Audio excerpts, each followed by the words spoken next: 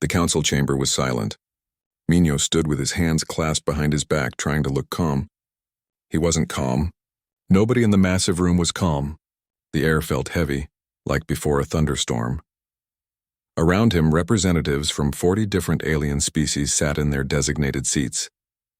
Some had scales, others had fur. Some breathed oxygen like him, others wore special suits. But today they all shared the same expression: fear. Minho had been humanity's ambassador to the Galactic Council for 3 years. In that time he'd seen arguments, threats, and even a few physical fights. But he'd never seen this. Every single alien in the room looked terrified. Ambassador Minho of Earth. A voice buzzed through the chamber's translator system. It came from Daleth Prime, the leader of the Vrelesh Empire. The Vrelesh looked like massive insects with hard shells that gleamed under the lights.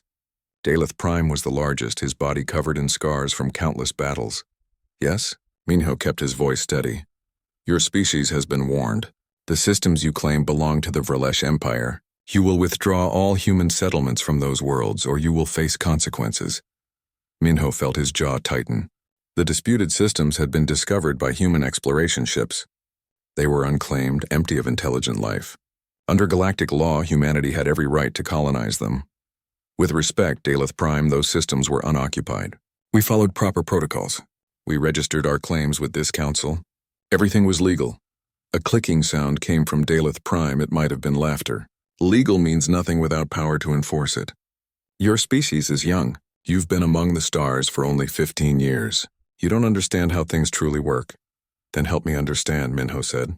He felt Youngji, his aide, touch his elbow gently. A warning. He ignored it. Very well. Daleth Prime raised one of his blade-like arms. The lights in the chamber dimmed. A holographic display appeared above the center of the room. The image showed a planet. Green continents, blue oceans, white clouds. It looked peaceful. Beautiful, even. This was Colony World 792, Daleth Prime said. Population, 200,000. Species, Keltheran. 3 weeks ago, this world was thriving. The image changed. The same planet, but different. The green was gone. The blue had turned gray. The white clouds were now dark smoke. What happened? Someone asked. Minho recognized the voice. It belonged to a Pelthian delegate, a species that looked like walking crystals. We showed them our deterrent, Daleth Prime answered. We showed them what happens when species refuse Vrelesh authority. Another image appeared. This one made Minho's stomach turn. It showed something massive, something that shouldn't exist. The creature was the size of a building, covered in black scales that seemed to absorb light. Its mouth held rows of teeth like swords. But the worst part was its eyes. They glowed with intelligence. This wasn't just an animal. It was something more. This is the Devourer, Daleth Prime announced. Pride filled his voice. It is our greatest achievement. For 10,000 years, my ancestors have bred this creature. It is perfection. It cannot be killed. It cannot be stopped. It learns from every fight. It adapts to every weapon. And it hungers. Always it hungers. The hologram showed the creature moving across the dead planet's surface. Where it walked, nothing remained. Not buildings, not vehicles, not bodies. Everything was consumed. You're insane, someone whispered. Minho couldn't tell who spoke. We are powerful, Daleth Prime corrected, and now we offer humanity a choice. Abandon your illegal colonies or we release the Devourer on your worlds. Starting with Earth, the chamber erupted. Delegates shouted in dozens of languages. The translator system struggled to keep up. Minho heard words like barbaric and war crime and violation of the Sentience Accords. But beneath the outrage, Minho heard something else. Acceptance.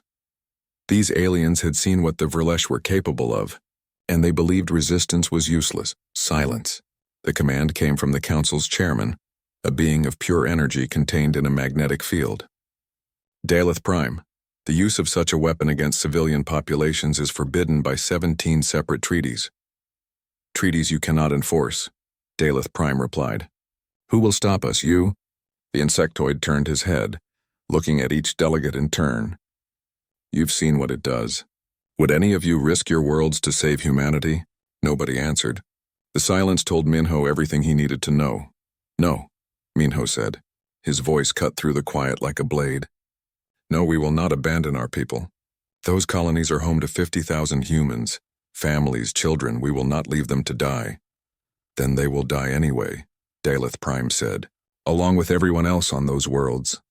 The Council will not allow this, the chairman said, but his voice lacked certainty.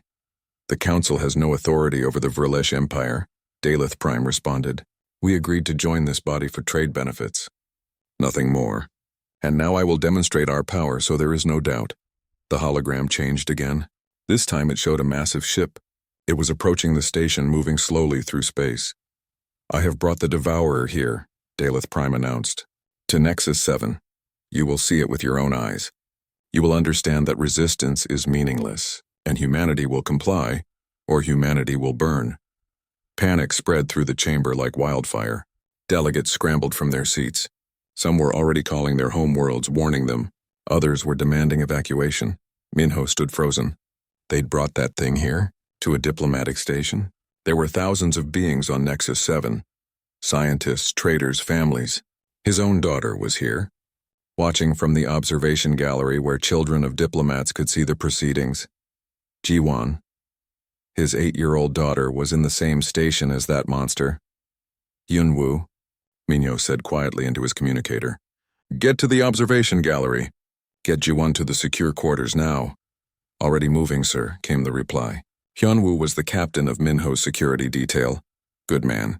Quick thinker. The hologram showed the Vrelesh ship docking with the station. Minho could hear the mechanical sounds echoing through the walls. The Devourer was here. Daleth Prime stood in the center of the chaos, perfectly still. Let this be a lesson, he said. The Vrelesh Empire does not bluff. We do not negotiate. We dictate terms, and those who refuse us face extinction. Minho watched the other delegates fleeing. He watched the fear in their eyes, and he made a decision. No, he said again, this time louder. Daleth Prime turned to look at him. What did you say? I said no. Humanity will not be threatened. We will not be bullied, and we will not abandon our people. Then you have chosen death for your species. Maybe, Minho said. He felt strangely calm now. Or maybe you've made a mistake bringing your weapon here. Because now we can see it, study it, understand it. And humans are very good at understanding things. For the first time, Daleth Prime seemed uncertain. Just for a moment. Then the insectoid leader turned away. You will see, he said. You will see and you will despair. The demonstration begins tomorrow. Attend or don't, it changes nothing. Minho left the chamber, his mind racing. He needed to contact Earth, he needed to warn the colonies. He needed to find his daughter. But most of all, he needed to figure out how to kill something that couldn't be killed. Behind him, the council chamber descended into chaos. And somewhere in the docking bay, the Devourer waited in its cage, hungry for the destruction to come. Soman's laboratory was a mess. Papers covered every surface.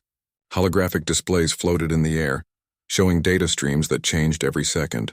The xenobiologist hadn't slept in 30 hours, and it showed. Her eyes were red and her hair was pulled back in a messy knot. Tell me something good, Minho said as he entered. He'd brought coffee, real coffee from Earth. It was expensive this far from home, but Soman had earned it.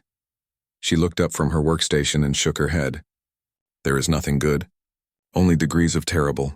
Minho set the coffee down beside her. Tell me anyway. Soman took the cup gratefully and drank. For a moment she just stood there, letting the warmth spread through her. Then she gestured to the displays.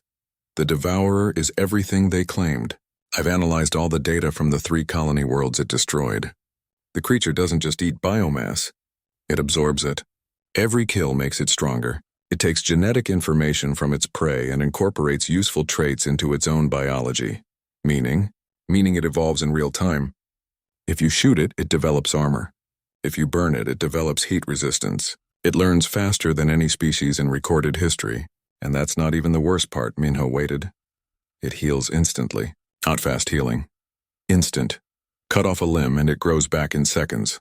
The only way to kill it would be to destroy every cell simultaneously. Even then, I'm not sure that would work. What about the Vrelesh? How do they control it? Soman pulled up another display. This one showed a genetic sequence so complex it hurt to look at. Genetic shackles. They've encoded obedience into its DNA. But it's more than that. They've also blocked something. I can't tell what. The sequence is too advanced for me to fully understand. Whatever it is, the Vrelesh don't want the Devourer to have it. A knock on the door interrupted them. Tajin entered without waiting for permission. The station security chief was a Keltheran, one of the reptilian species. His scales were usually bright green, but stress had turned them a muddy brown color. "Ambassador," he said, nodding to Minho. "Doctor, I'm implementing emergency protocols, but I want you both to understand something. If that creature escapes its containment, we cannot stop it. This station has weapons designed to repel pirate fleets. They won't even slow the Devourer down." "Comforting," Minho said dryly. "I prefer honesty to false hope," Taijin replied. "My people lost 200,000 souls to that thing. I will not pretend we're safe. Can we evacuate?" Soman asked. "The Verlesh have placed ships around the station. They say it's for our protection. I say they're making sure we watch their demonstration." Minho felt his anger rising again. "They're going to show it off, like it's something to be proud of." "They are proud," Taijin said quietly. "That's what makes them dangerous. They don't see the Devourer as a crime against nature. They see it as art." Before Minho could respond, his communicator buzzed. It was Youngji, his aide. "Sir, you need to come to the observation deck. Level 7. Quickly." Something in her voice made him move immediately. Salman and Taijin followed without question. They found Youngji standing at a window that overlooked the main docking bay. Other people were there too, all staring at the same thing. The Verlesh containment ship had opened its cargo hold, and there it was, the Devourer. Even through layers of reinforced glass and energy shields, the creature was terrifying. It was larger than Minho had imagined, its black scales reflecting the station's lights in strange patterns. But what struck him most were its eyes. They weren't the mindless eyes of an animal. They held intelligence, purpose, and something else he couldn't quite identify. "It's been still for the past 20 minutes, Youngji said softly. "Just watching?" "Watching what?" Minho asked. "Everything. Everyone. Like it's studying us." The creature shifted slightly. The movement was smooth, controlled. Not the jerky motions of something confined, more like a predator choosing when to strike. "The demonstration is scheduled for 2 hours from now," Taijin said. "They're bringing in specimens from the quarantine vaults. Hostile fauna from various death worlds. They're going to pit it against them." "A show," Somin said. Her voice was hollow. "They're treating this like entertainment." Minho was about to respond when he saw something that made his blood run cold. In the observation gallery on the opposite side of the bay, he spotted a small figure. A child with dark hair pressed against the glass. "Jiwan. I told Hyunwoo to keep her in the secure quarters," he said. "The secure quarters have no windows," Youngji explained. "She got scared. Wanted to see the stars." Hyunwoo took her to the family viewing area. "I don't think anyone expected—" She didn't finish. She didn't need to. Minho watched his daughter. Jiwan stood completely still, staring at the Devourer. And the creature, that massive, terrible thing, had turned its head. It was staring back. "That's not possible," Soman breathed. "The containment field blocks direct line of sight. It shouldn't be able to see her, but it could." Minho was certain of it. The Devourer had oriented its entire body toward where Jiwan stood. Its glowing eyes were fixed on her position. "I'm getting her out of there," Minho said, already moving. He ran through the corridors, Taijin keeping pace beside him. They reached the family viewing area in minutes. Hyunwoo was there, looking confused and worried. "Sir, I don't understand. She won't move. She just keeps staring at it." Minho approached his daughter slowly. "Jiwan, sweetheart?" She didn't turn around. "It's looking at me, Papa. I know. That's why we need to go, but it's scared." Minho stopped. "What?" "The big animal. It's scared." "Can't you see?" "Jiwan, that thing has destroyed entire worlds. It's not scared. It's the most dangerous creature in the galaxy." Finally, his daughter turned to look at him. Her eyes were filled with tears. "Just because something is dangerous doesn't mean it can't be scared. You told me that, remember? When I had the nightmare about the dog in our building?" Minho did remember. There was a large dog that lived 3 floors down. It had barked at Jiwan once and she'd been terrified. He'd explained that the dog was probably just scared too. That sometimes things acted tough when they were afraid. "That's different," he said gently. "Why?" Before he could answer, alarms began blaring throughout the station. Red lights flashed. "The emergency system activated. All personnel, this is a priority alert," a voice announced. "The Verlesh demonstration will begin in 30 minutes. All non-essential personnel must evacuate the viewing areas. Essential personnel report to designated stations." Through the window, Minho saw activity in the docking bay. Verlesh soldiers moved around the containment area. They were bringing in the specimens for the demonstration.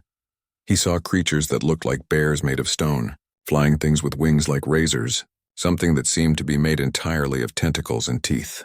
These were apex predators from some of the most hostile worlds in the galaxy, and they were all going to die. "Come on," Minho said, taking Jiwon's hand. "We need to go." She resisted, still staring at the devourer. "But Papa, it's calling to me." "What do you mean, calling?" "In my dreams. For 3 days, I keep seeing it. It's so alone.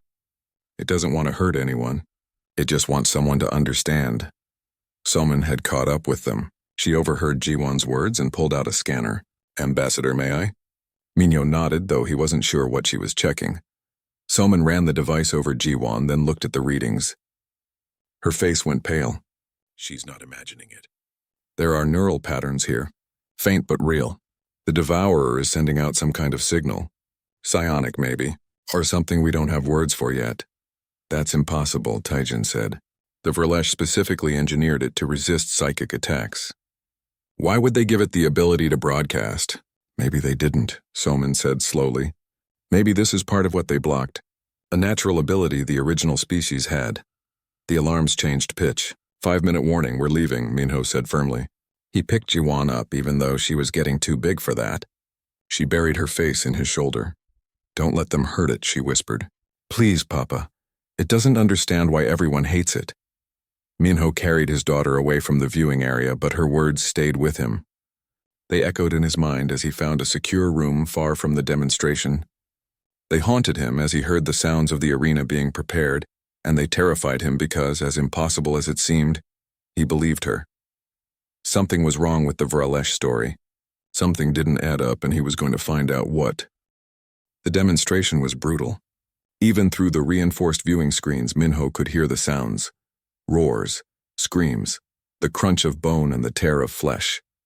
He'd tried to keep Jiwon away, but the entire station was watching. Every screen showed the same feed. The Verlesh wanted everyone to see what their weapon could do. The arena was a large space in the docking bay, surrounded by energy fields and physical barriers. The Verlesh had released the specimens one at a time. Each one was a killer from its own world. Each one died within minutes. The stone bear creature had charged first, its massive body moving with surprising speed. The devourer had simply caught it mid-leap and crushed it. Then it had absorbed the remains. The flying razor wings came next, 3 of them attacking in coordination. The devourer had grown spines from its back and shot them like arrows. Perfect aim. All 3 fell. All 3 were consumed. One by one, the specimens fell. The tentacled horror, the poison spitters, the armored tank beasts. None of them lasted long enough to matter, but Minho noticed something the others didn't. Between each kill, the devourer stopped. It stood completely still, as if listening, as if waiting for something. "It's not enjoying this," Soman said quietly.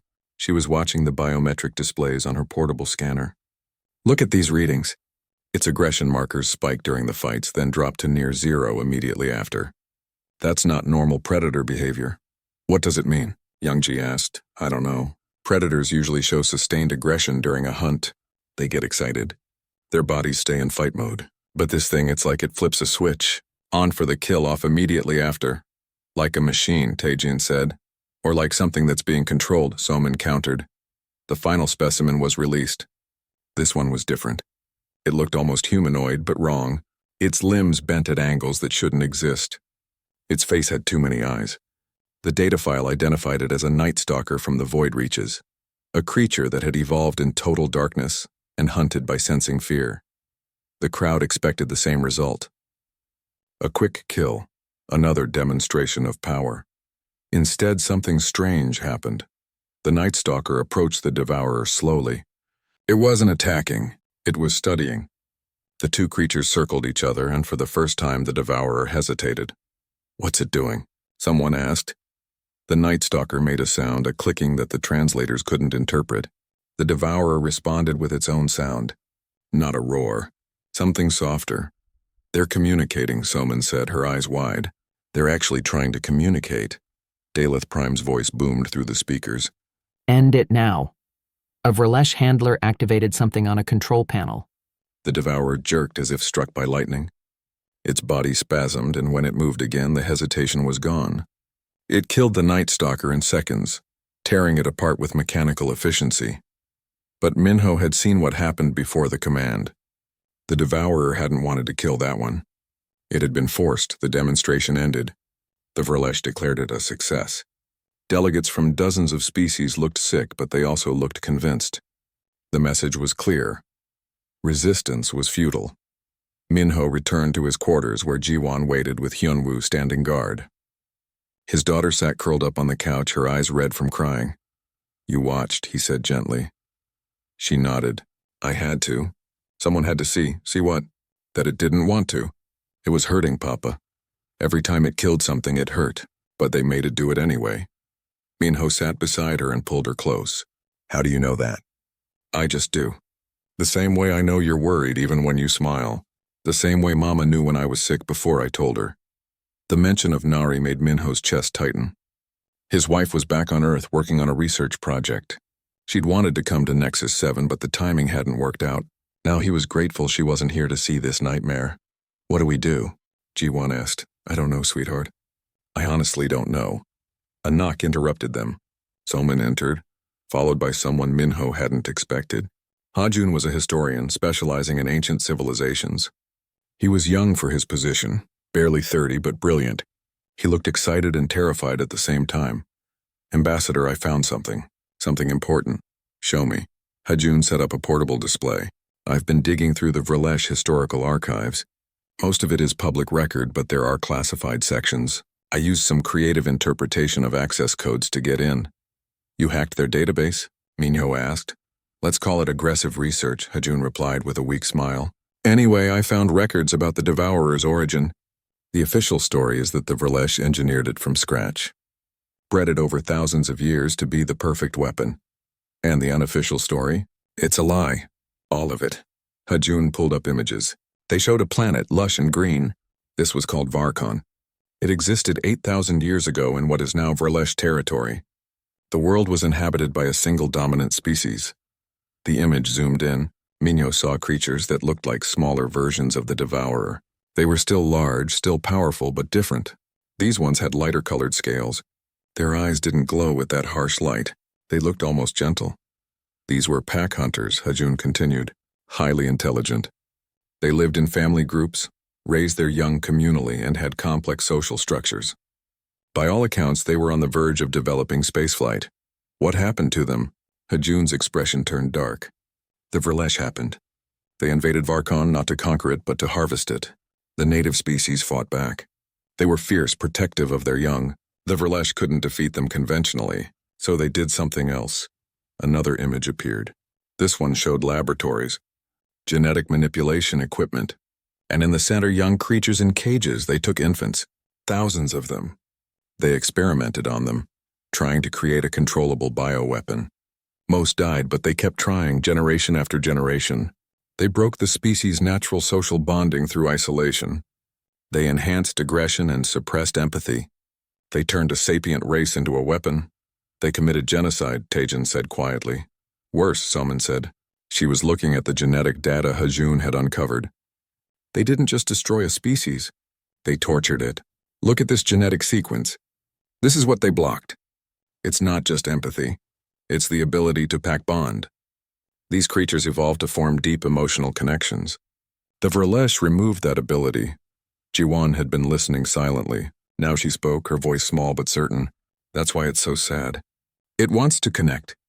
It needs to. But they won't let it." Minho felt something shift inside him. Humans understood pack bonding. His own species had evolved from social hunters. Dogs, cats, horses. Humans had domesticated dozens of species by understanding that drive to form bonds. "The Devourer isn't a weapon," he said slowly. "It's a prisoner.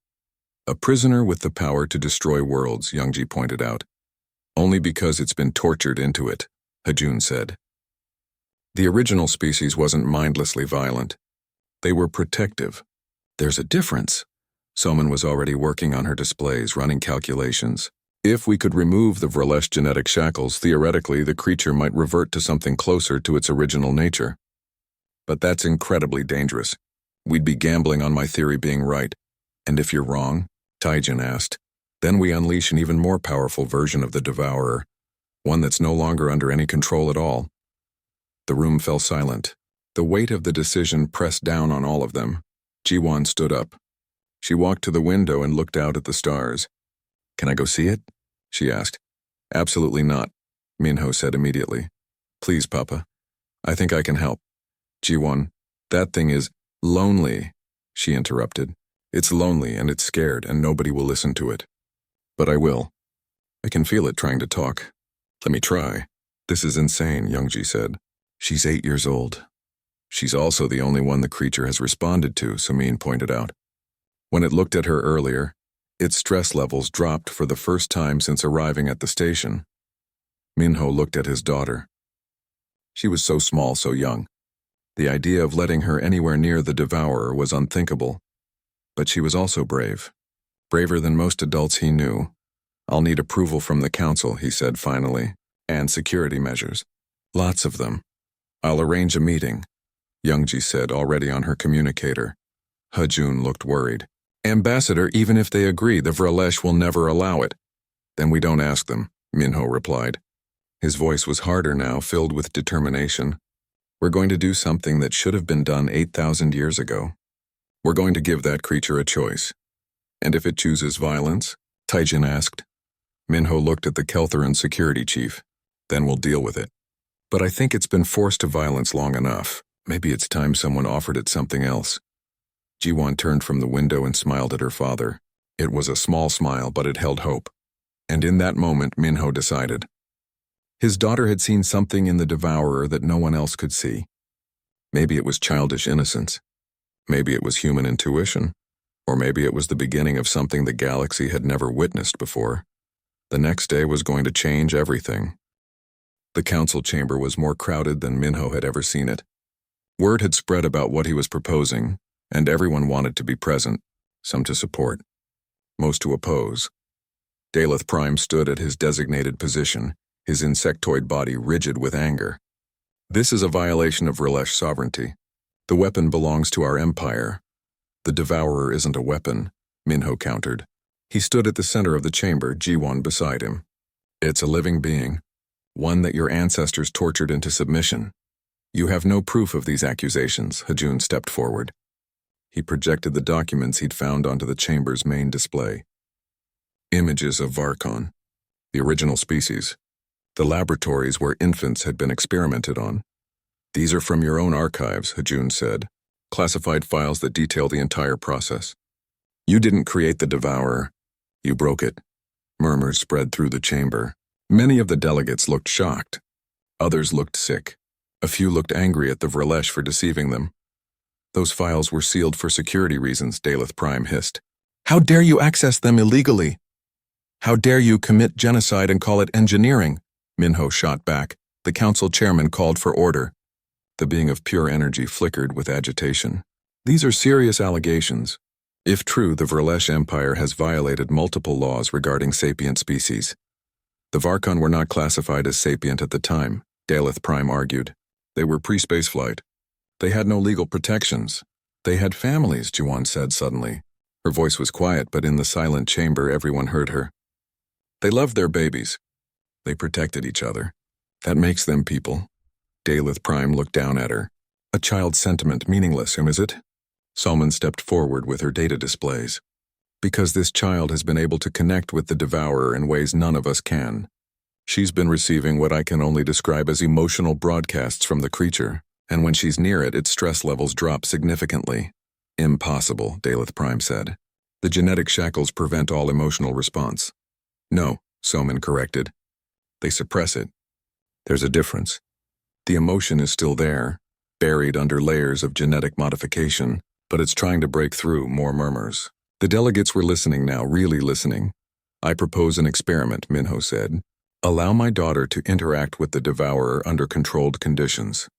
Let's see what happens when someone shows it kindness instead of fear. Absolutely not, Daleth Prime buzzed. I forbid it. You don't have that authority here, the chairman said.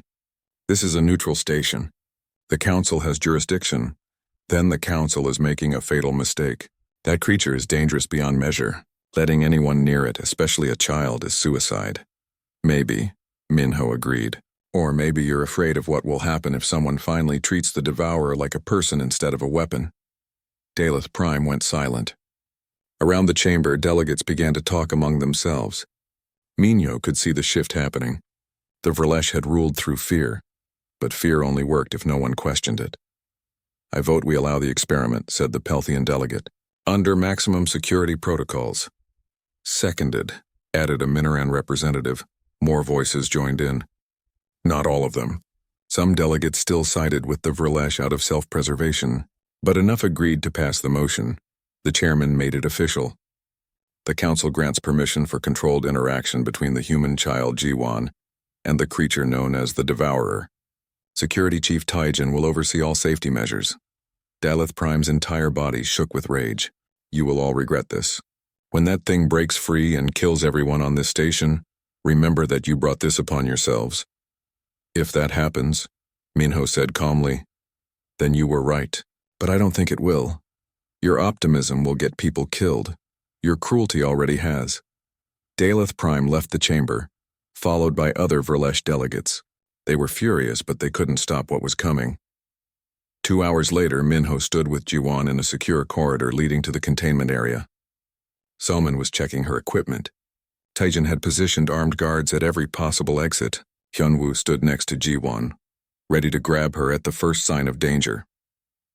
Remember, Somin said, adjusting a device on Jiwan's wrist. This is a neural monitor. If your stress levels spike too high, we're pulling you out immediately. Jiwan nodded seriously. I understand. And if it makes any aggressive movement, Taijin began. Then you'll shoot it and it won't work and we'll all die anyway, Jiwan interrupted. I heard the briefing. Despite the tension, several people smiled at that. Minho knelt down to his daughter's level. You don't have to do this. Nobody will think less of you if you change your mind. I'm not changing my mind, Papa. Someone has to help it. Why does it have to be you? Because I can hear it, and it can hear me. She touched her chest. In here, it's calling for help. It's been calling for so long and nobody listened.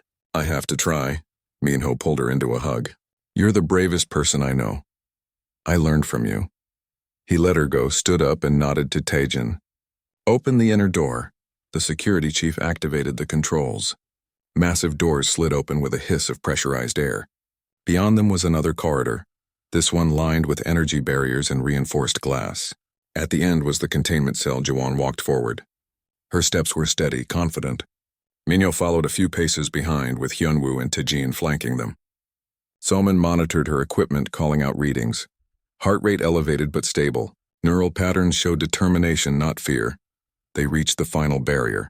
On the other side, in a cell designed to hold the most dangerous creature in the galaxy, the Devourer waited. It was curled up in the far corner, its massive body compressed as much as possible. When it saw Jiwan approach, its head lifted, those glowing eyes fixed on her. It's not moving, Taijin reported. No aggressive posture detected. Jiwan pressed her hand against the transparent barrier. Hi, she said softly. My name is Jiwan. What's yours? It doesn't have a name, Minho said gently. The Verlesh just call it the Devourer. That's mean, Jiwan said. Everyone should have a name. She looked at the creature. Is it okay if I call you something? Until you can tell me your real name? The Devourer made a sound. Not a roar or a growl. Something softer, almost questioning. I'll take that as a yes, Jiwan said. She thought for a moment. How about Barum? It means wind. Because you're strong and free even though they try to cage you. Soman checked her readings and gasped.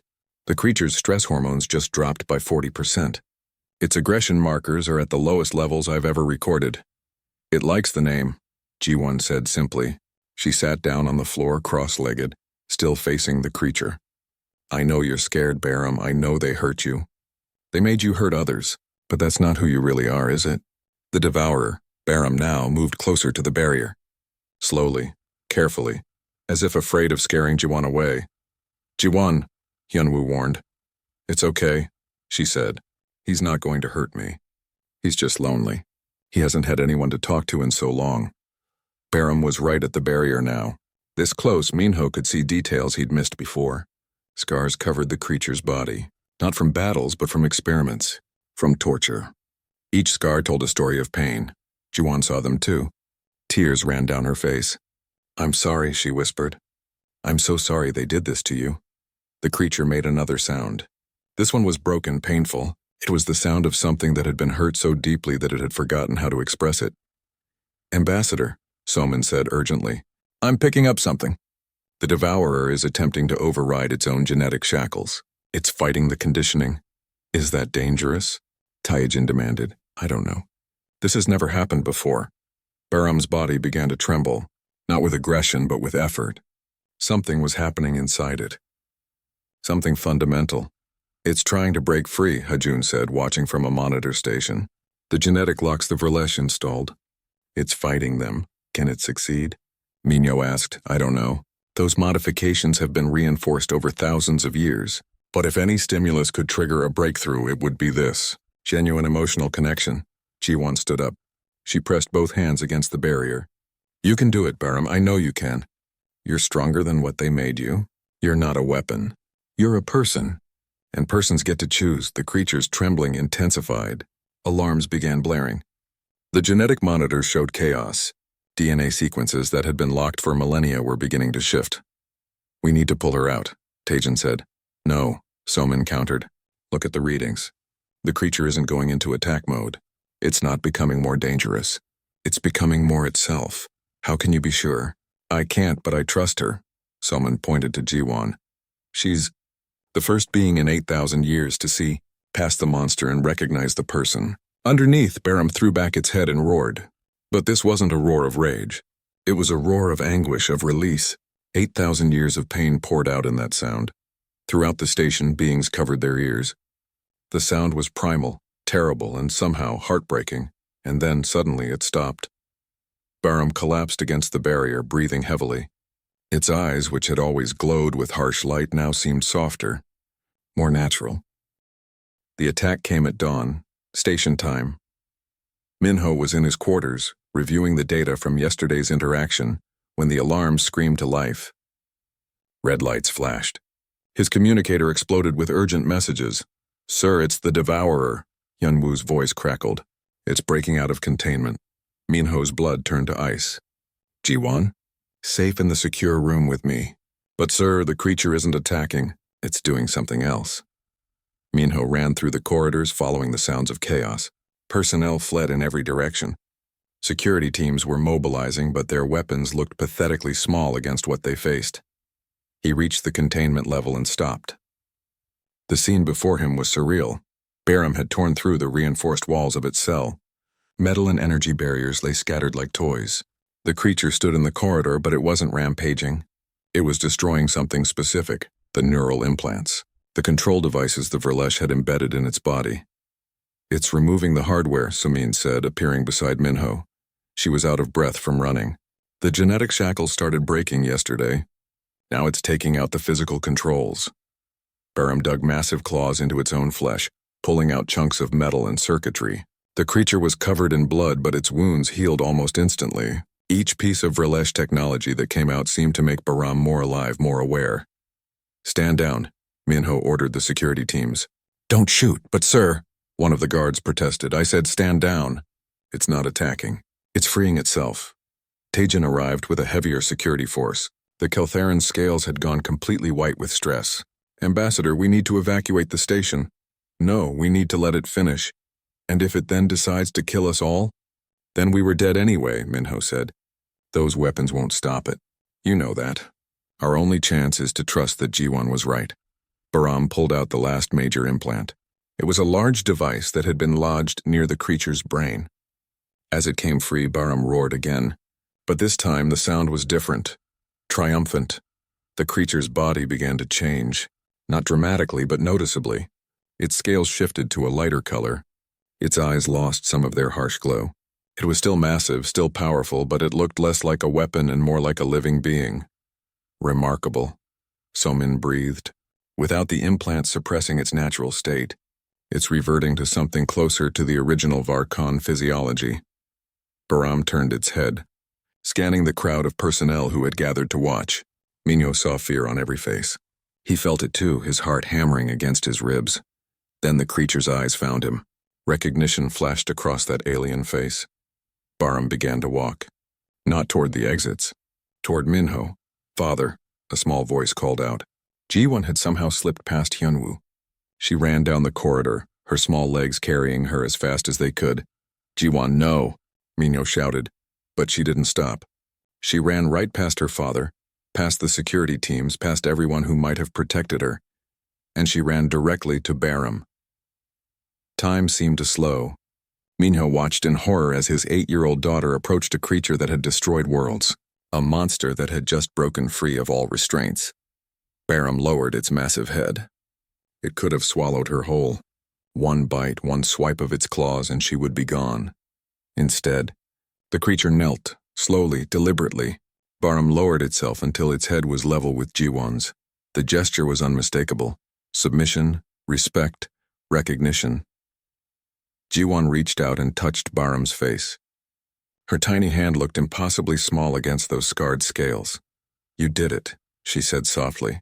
You're free now. Baram made a sound. It was gentle, almost like a purr.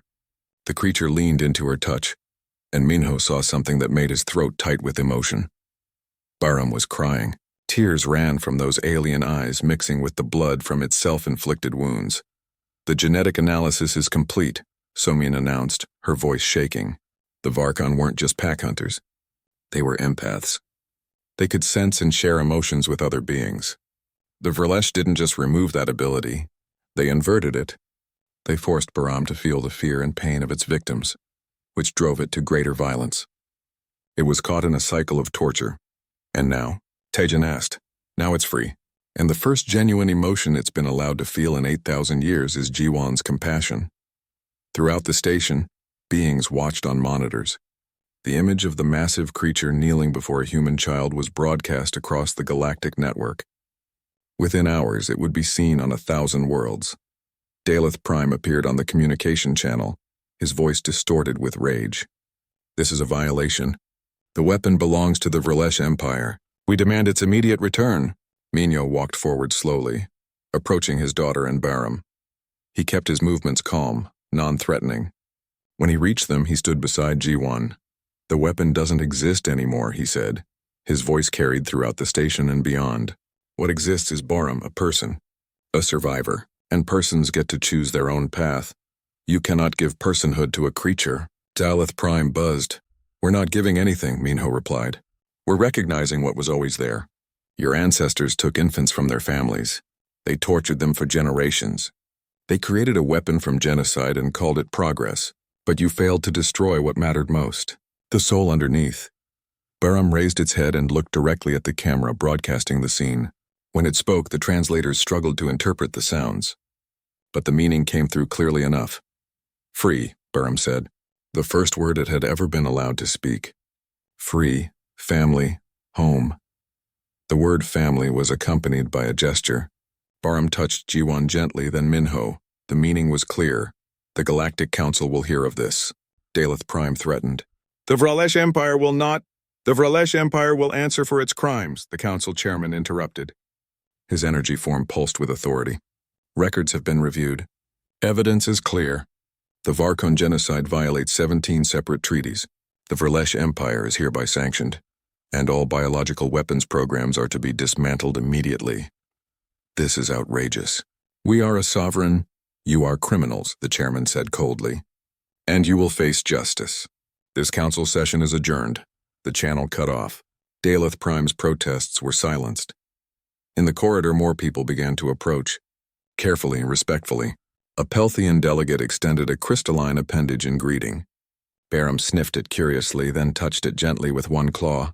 Remarkable, the Pelthian said. It's actually quite gentle. Of course it is, Ji-won said matter-of-factly.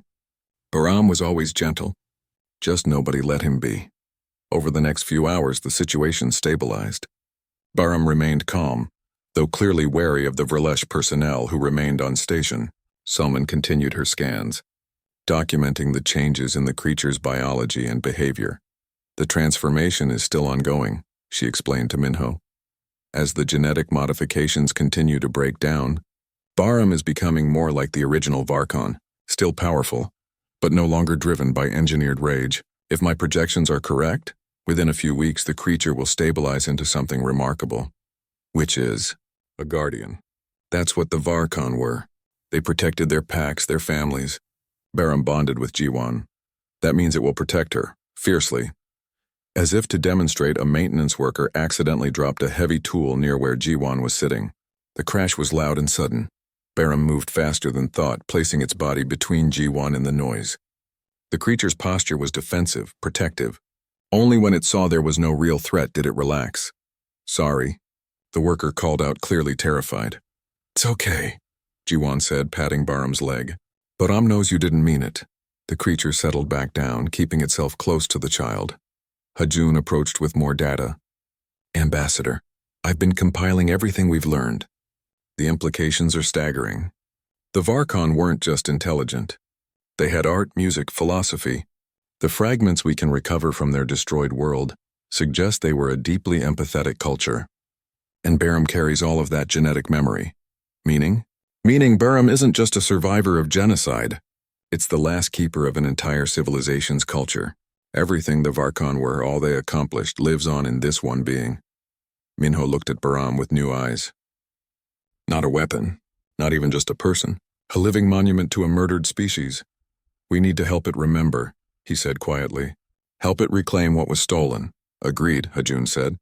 I'd like to begin cultural restoration sessions if Barum is willing. That evening, after the chaos had settled, Minho sat with Jiwan in the station's observation garden. It was a peaceful place filled with plants from a dozen worlds. Barum rested nearby, its massive form taking up a significant portion of the space. You were right, Minho said to his daughter. About everything. I just listened, Jiwan replied. Nobody else wanted to listen. That's because they were afraid. Being afraid is okay, but you can't let it stop you from being kind. Minho smiled. When did you get so wise? Mama says I got it from you. You say I got it from her, so I guess I got it from both. The mention of Nari reminded Minho that he needed to call her, to tell her what had happened. She would be amazed. Probably also angry that she'd missed it. Barum made a contented sound. The